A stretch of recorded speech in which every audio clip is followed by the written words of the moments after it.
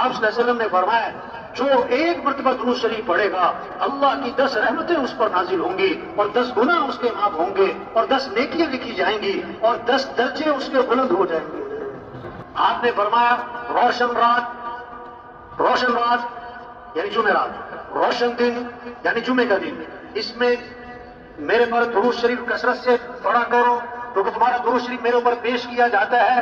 اور آگے اچھی بات فرمائی، میں جو میرے پر درود بھیجے گا میں اس کے لیے دعا بھی کروں گا، استغفار بھی کروں گا۔ ایک حدیث میں آتا ہے، آپ نے فرمایا جو آدمی میرے پر درود شریف پڑھتا ہے، درود شریف بھیجتا ہے، جب تک وہ درود شریف پڑھتا رہتا ہے اس وقت تک اللہ کے فرشتے اس کے لیے رحمت کی دعا کرتے رہتے ہیں۔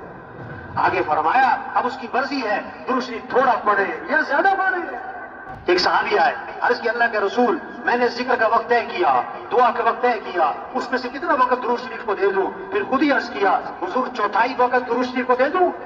فرمایا ٹھیک ہے لیکن درود شریف زیادہ کر لو تو بہتر ہے۔ حضور تہائی وقت درود شریف کو دے دوں؟ فرمایا ٹھیک ہے لیکن درود شریف زیادہ کر لو تو بہتر ہے۔ حضور آدھا وقت درود شریف کو دے دوں؟ فرمایا ٹھیک ہے لیکن زیادہ کرو تو بہتر ہے۔ حضور میں 2/3 وقت درود شریف کو دے دوں؟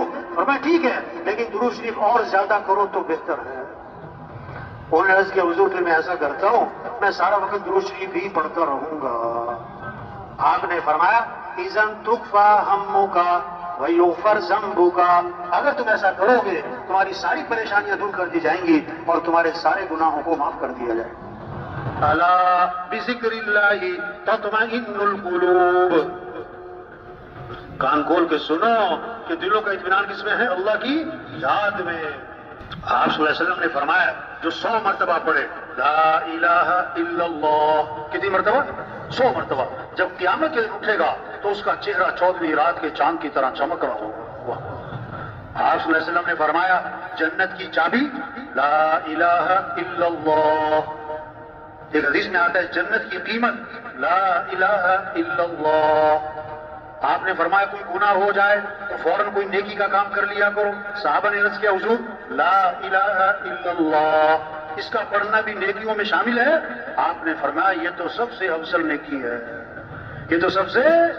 آپ نے فرمایا اپنے ایمان کو تازہ کرتے رہا کرو۔ صحابہ نے عرض کیا حضور ایمان کو کیسے تازہ کریں؟ آپ نے کیا فرمایا لا الہ الا اللہ اس کو کثرت سے پڑھو، 100 دفعہ نہیں، 200 دفعہ نہیں، کثرت۔ اور علماء نے لکھا ہے جو 300 دفعہ پڑھے گا وہ کثرت میں آ جائے گا۔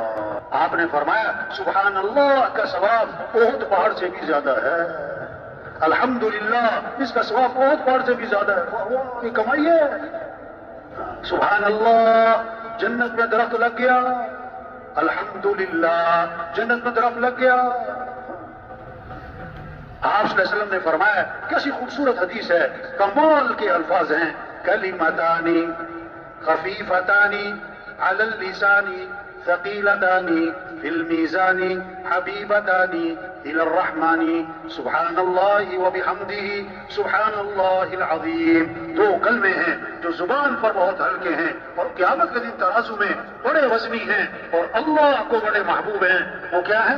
سبحان اللہ وبحمدہ سبحان اللہ العظیم، سبحان اللہ وبحمدہ سبحان اللہ العظیم۔ شوق ہو، اس سے اطمینان، اس سے دلوں کو راحت، اس سے دلوں کو سکون، اس سے پریشانیاں ختم ہوں، اس سے دل کی پریشانیاں ختم ہوں۔ آپ صلی اللہ علیہ وسلم فجر کی نماز کے لیے تشریف لے جا رہے ہیں اور حضرت جویریہ رضی اللہ عنہا مصلی پر بیٹھی ذکر کر رہی ہیں۔ اس کا مطلب کیا ہوا؟ خامن صبح جب فجر میں مسجد میں جائے تو بیوی کہاں پر ہو؟ مصلی پر ہو۔ اور آپ صلی اللہ علیہ وسلم فجر کے بعد واپس تشریف نہیں لائے، اشراق کے بعد نہیں آئے۔ حدیث کے الفاظ ہیں رجع بعد ان اضحى، چاشت کے بعد جب سورج میں تیزی آ گئی کم از کم 2.5-3 گھنٹے آپ واپس تشریف لائے تو حضرت جویریہ رضی اللہ عنہا اسی طرح مصلی پر بیٹھی ذکر کر رہی ہیں۔ آپ نے وضاحت فرمائی جویریہ میں جب سے گیا ہوں اس وقت سے اب تک تم ذکر کر رہی ہو؟ عرض کیا جی ہاں حضور اس وقت سے اب تک میں ذکر کر رہی ہوں۔ جب اللہ سے تعلق ہوگا، جب اللہ سے محبت ہوگی، جب اللہ کی عظمت ہوگی، اب زبانوں پر کس کا نام ہوگا؟ اللہ۔ اب ذکر میں لذت، ذکر میں حلاوت، ذکر میں اطمینان، وقت کے گزرنے کا احساس نہیں۔ اب آپ کو پتا تھا اتنا لمبا ذکر ہر مسلمان تو نہ کر سکے گا، آپ نے کام آسان فرمایا، 4 کلمات 3 مرتبہ کہے، اس کا جو اجر ہے نا تمہارے صبح سے اب تک کے ذکر سے زیادہ ہے۔ کیا؟ سبحان اللہ وبحمدہ عدد خلقہ ورضا نفسہ وزینت عرشہ ومداد کلماتہ، اس کا اجر تمہارے صبح سے اب تک کے ذکر سے کیا ہے؟ زیادہ ہے۔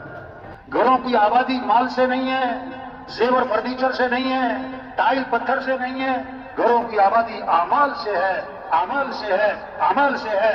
ویران گھر وہ نہیں ہے جن گھروں میں مال نہیں اور چیزیں نہیں، ویران گھر وہ ہیں جس گھر میں اعمال نہیں۔